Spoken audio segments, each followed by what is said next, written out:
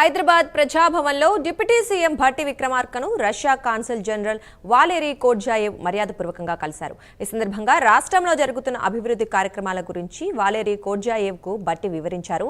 హైదరాబాద్లో 30,000 ఎకరాల్లో future city నిర్మాణం చేస్తున్నామన్నారు. ఫార్మా ఇండస్ట్రీతో పాటు ఇతర పరిశ్రమల విస్తరణకు కావలసిన సహకారాన్ని ప్రభుత్వం అందించి ప్రోత్సహిస్తోందని భట్టి తెలిపారు. ఈ సందర్భంగా తెలంగాణలో పెట్టుబడులు పెట్టాలని వాలేరీ కోడ్జాయేవ్ను ఆయన కోరారు. దీనిపై వాలేరీ కోడ్జాయేవ్ సానుకూలంగా స్పందించారు. అభివృద్ధిలో తీసుకెళ్తున్న తెలంగాణ ప్రభుత్వంతో కలిసి పనిచేయడానికి తాము సిద్ధంగా ఉన్నామని ఆయన తెలిపారు.